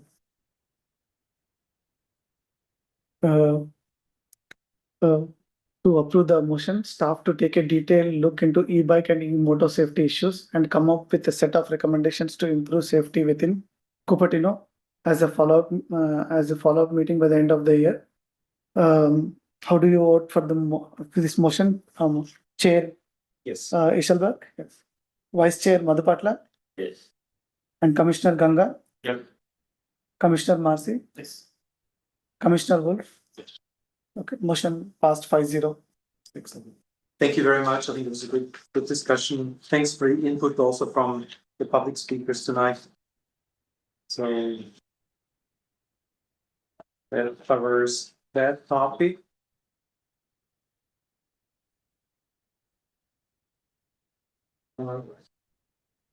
Now we are on to our next item for tonight, which is it's item number 4 on our agenda, and its title is Safe Routes to School, fiscal year 26-27 budget. I think it's back again to you, David. Thank you. So this is a follow-up on what I presented last, remember, February, March. When I presented kind of an overview of what we were doing and then got questions back to more into the financial aspect of things. So I don't want to reiterate all of what we talked about then. I just wanted to put this back up and show you all the things that Safe Routes kind of covers, because it's easy to say. I mean, we developed the word Safe Routes to kind of make it a fun, like a handle, like a, you know, a way to talk about a very complicated subject. But I just wanted to remind you that it is actually really complicated and that it's not one entity. It's a coalition of everybody in town.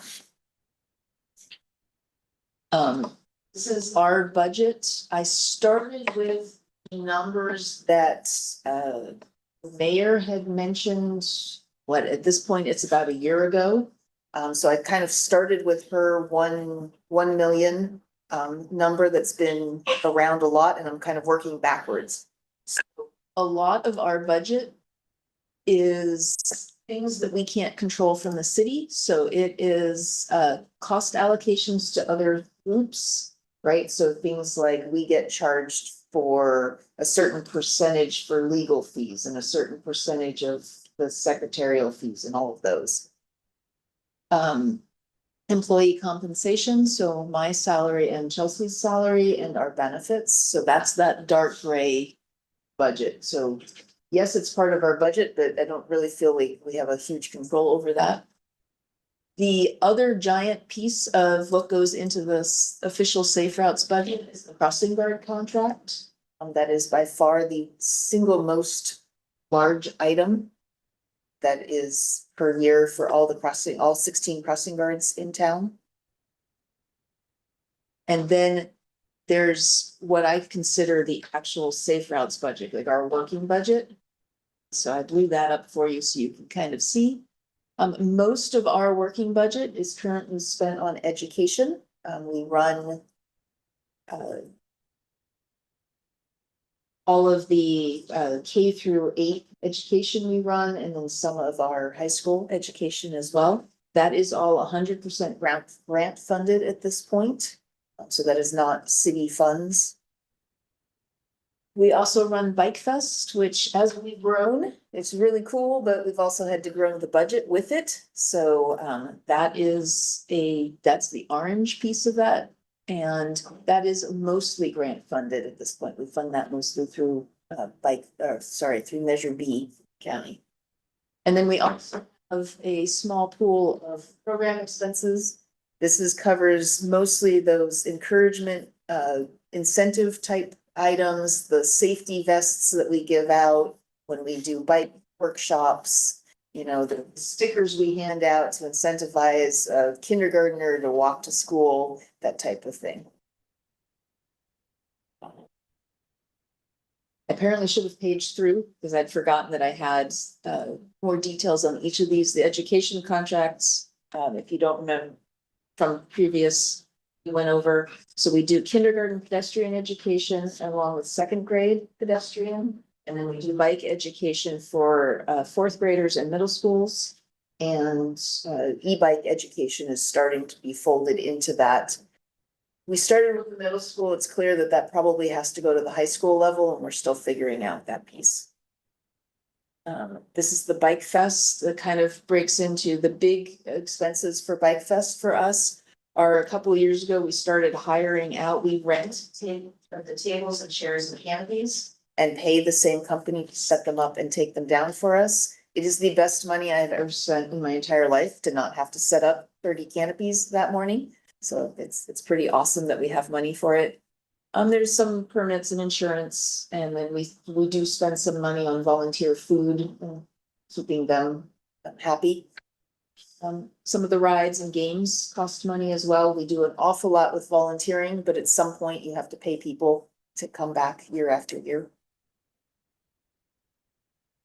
And then this is what I'm saying about our program expenses. The bulk of it is in encouragement programs. We also, the high school representatives Stanley was talking about, that we have 2 at each school who are doing, putting on programming themselves. We give each of them a grant to the tune of $500 every year to do something with. It is amazing what they manage to do with $500.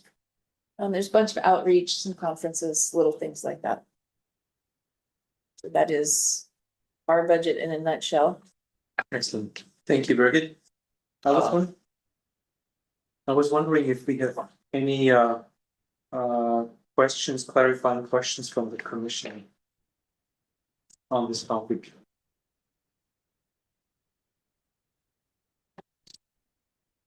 If not, then I'm opening up for the public for any comments and questions on this topic specifically. Does it speak on that?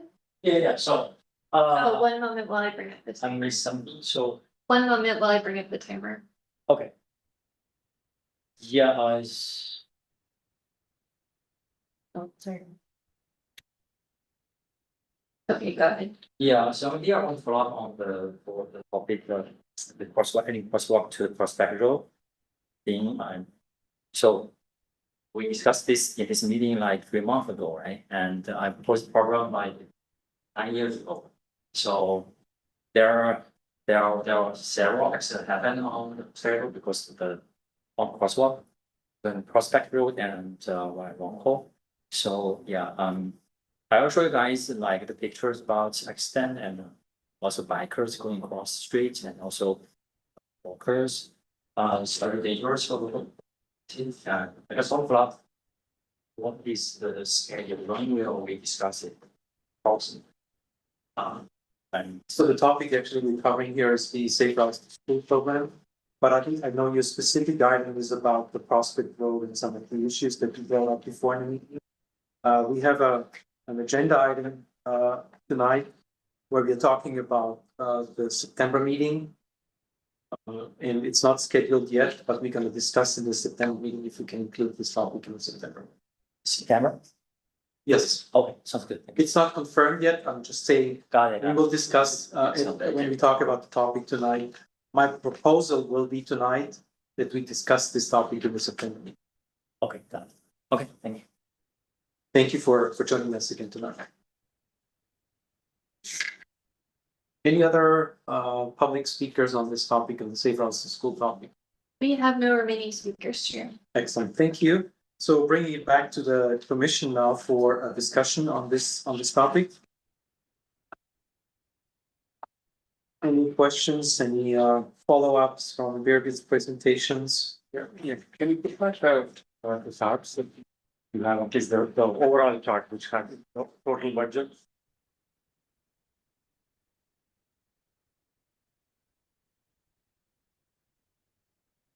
So here, the majority of this expenses is going to the crossing guard contract itself. So how does this work?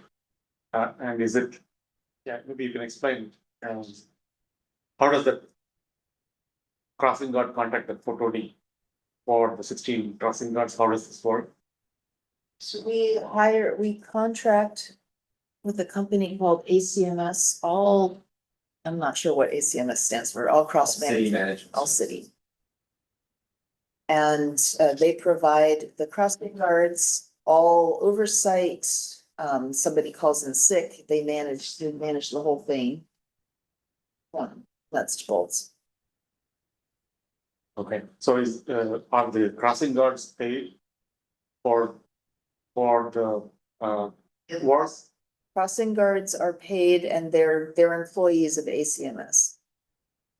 We just pay them hourly or per head basis. I think the question for me would be, how much of that $1 billion is actually grant funded versus what the city actually has to cover? Of the million? Hmm. I did not calculate that specifically. I only calculated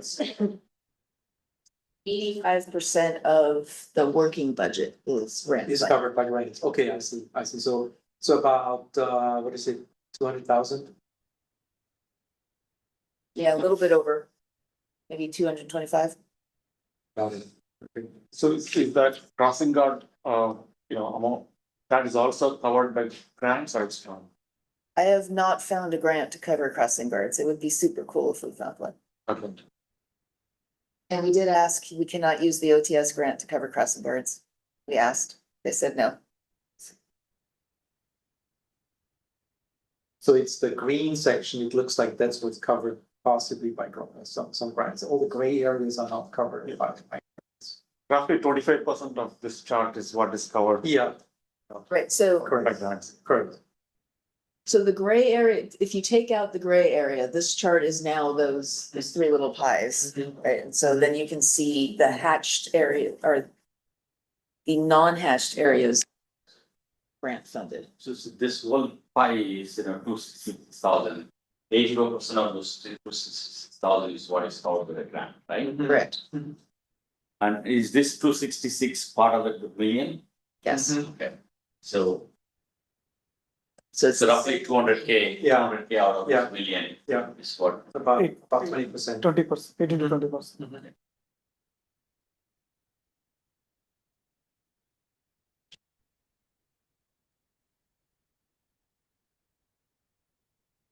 Is that including also the bike counts or also there's part of the green bucket as well? Yeah, that would go into the blue bucket, I guess. Good. I see. Thank you. Very helpful, yeah. Yes. Any other questions?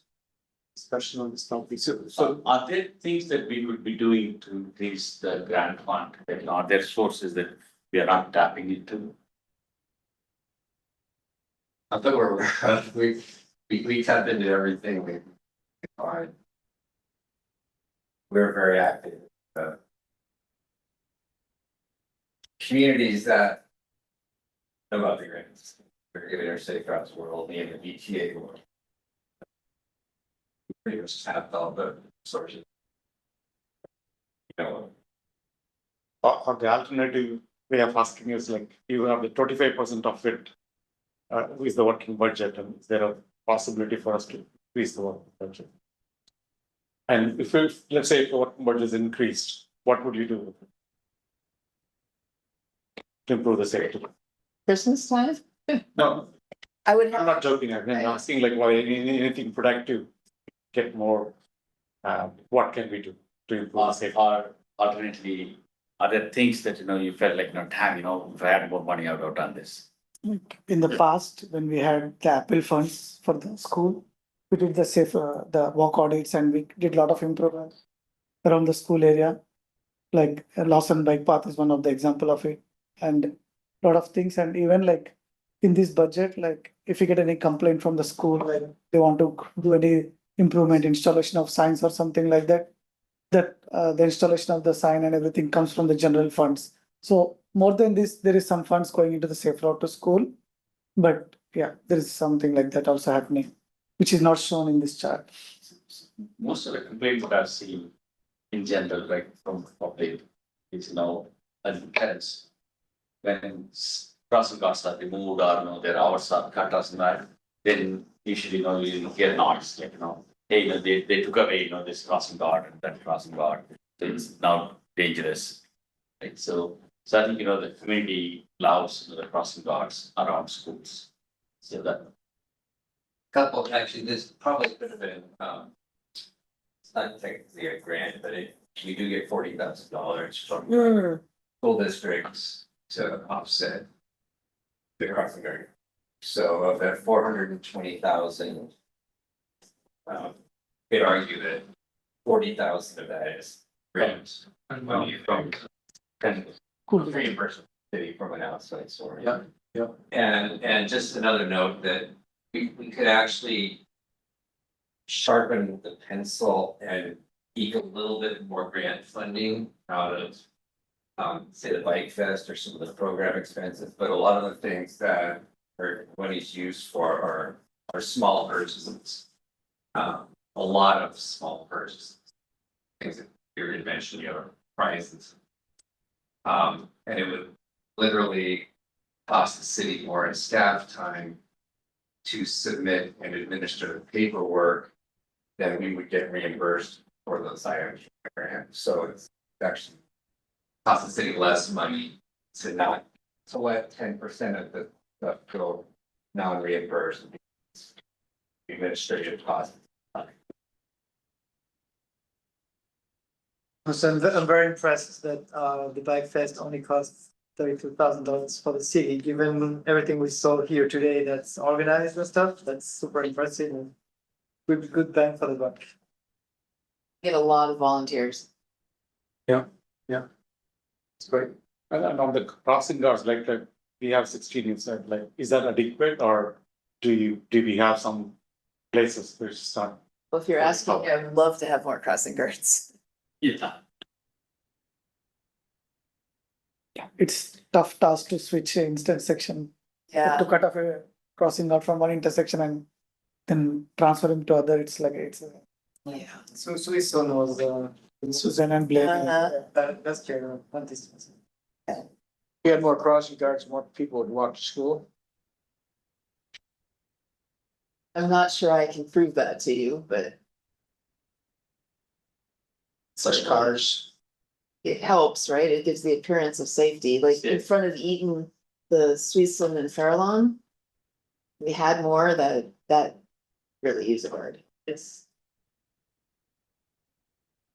Also for the cars, because that will help also fluidify the traffic, because sometimes cars just get in a log jam and just having someone tell them what to do would really help.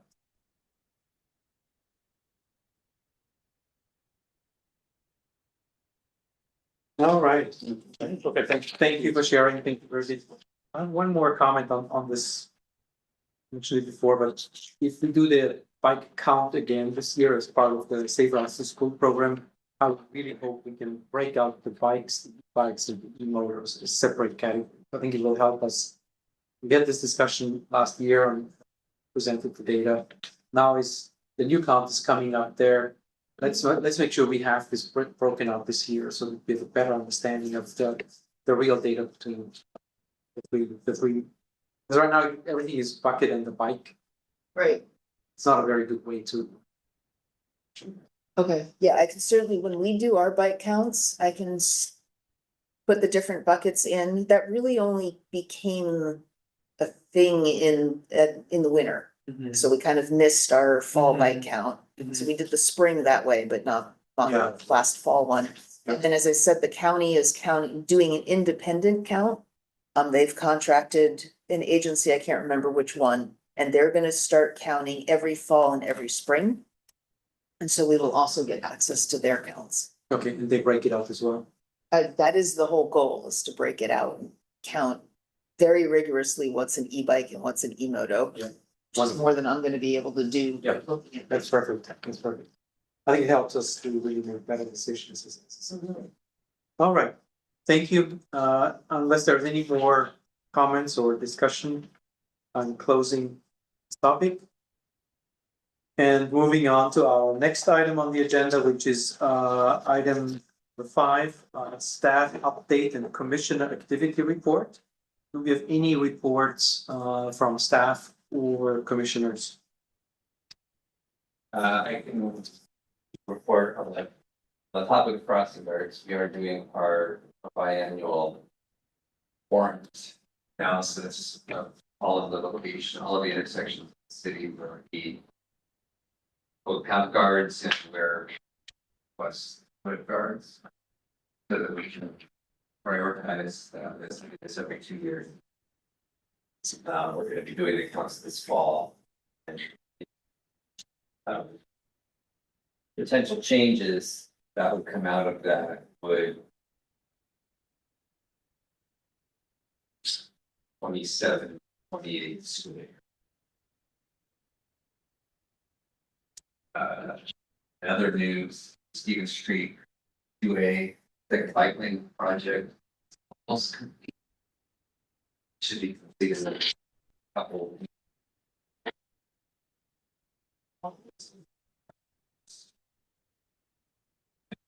Still have some minor signalization work to do. Reflectors on the concrete area, signs, all the striping is done. Touch up work. But that's substantial.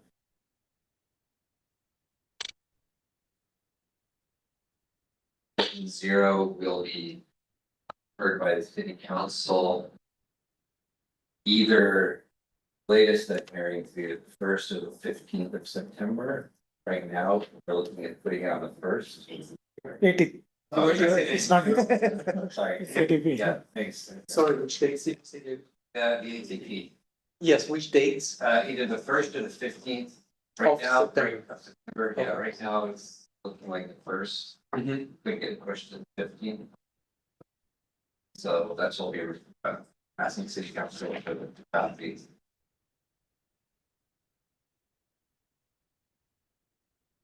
That's.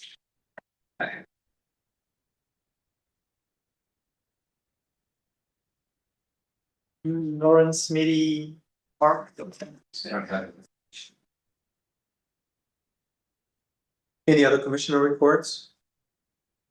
Yes, I went to the VTA feedback meeting yesterday, sorry, not last week.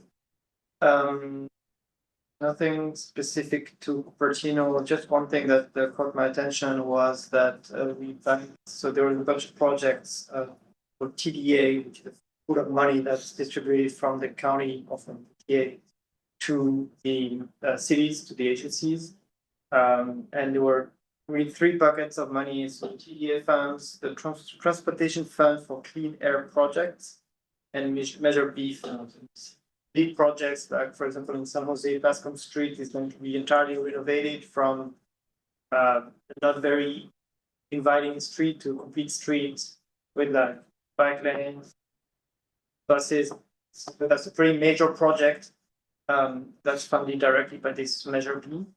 And so yeah, so from a TDA fund standpoint, I think the decision from Cupertino was to bank the fund 190K. You can add some color about fund. Yeah, so TDA Article 3 is guaranteed money. Every city and county gets a certain amount of TDA 3 money guaranteed to them every year. And it's population based, so the amount of money largest is usually Cupertino gets on the order of $50,000 or $60,000 a year. Take, and the money depends on, I think it's sales tax revenue. I forget exactly the ultimate source, but the big pot changes a little bit every year, so the individual cities obligations a little bit every year, but it's population. Anyway, every year the city has the option to take that money and use it, and TDA 3 money is biking ahead. So every city can take the money and use it, or bank it, use it in the following year, and the next year's pot gets added. And we're allowed to bank it for 4 years for money got to return if you did. So Is there any restrictions on it, on how this money can be used? it's got to be bike and ped related, and there's certain criteria on types of bike and ped projects. For example, the ATP is eligible, and we are using $330,000 of previously banked TDA money funding in its entirety. So that's a great example of why we're banking the money, because oftentimes you want to bank it by a pot big enough to do a project in completion rather than piecemeal $60,000 project every. So this year we banked it again. Subsequent years, we will look at how much, are there any eligible projects that still are worthy of consideration and then decision. And these projects are also part of the planning commission. We have decided we think that TDA money is appropriate, we want to use it. Always come to the planning commission for that final decision in the past and continue to do that. I think the TDA money comes from a charge on the license plate registration. That might, License That's registration. $4 per license plate registration. Yeah. It doesn't structure. It's directly dependent on the population size, like more the drivers, more the license plate. I think San Jose gets the big chunk. there's also different vehicle registrations, the size of funding as well.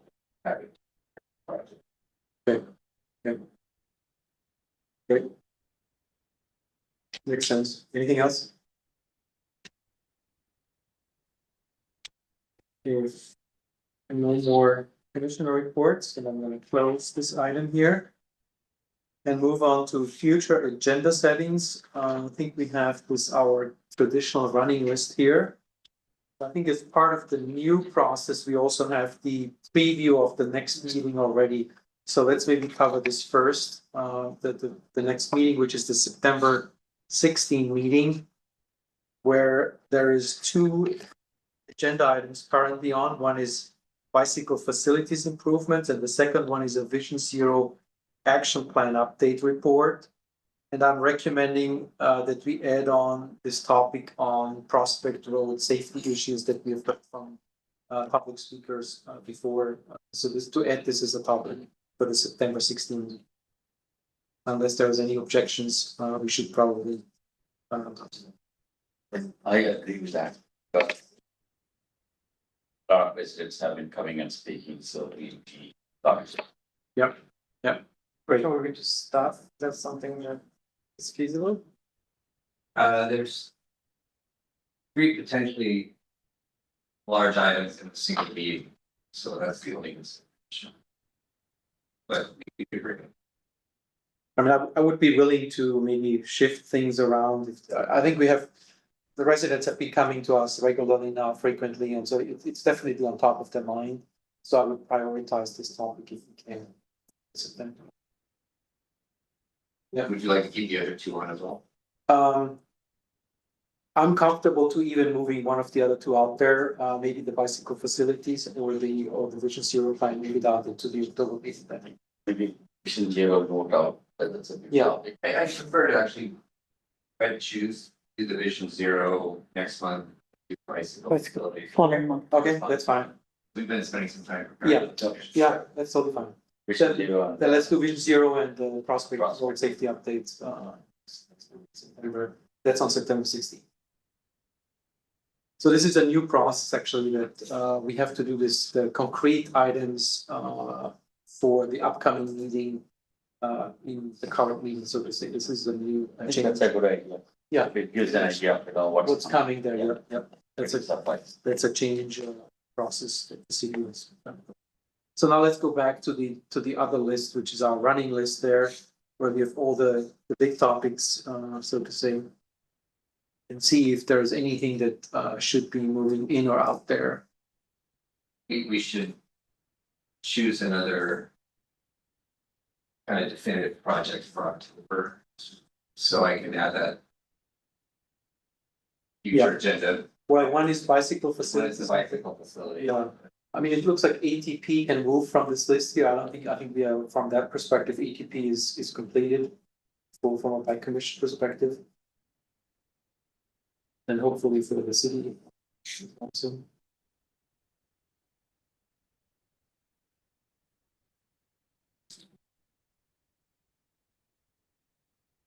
I can remove safe route to school, oral program and budget allocation. Yeah, we can take this out as well.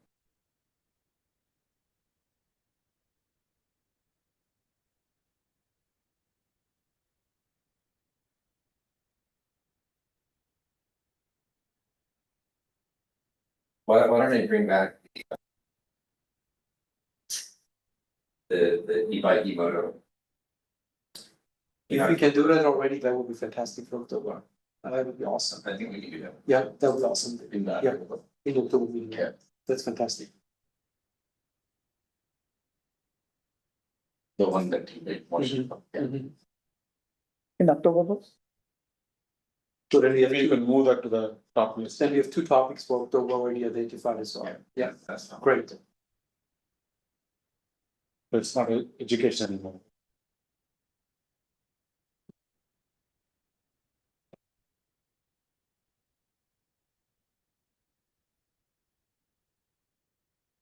Bike pack thing is October as well, right? Exactly, exactly. That's the second thing. All right, any additions to the list? I think we have been pretty up to date anyway, but if there's anything that comes to mind.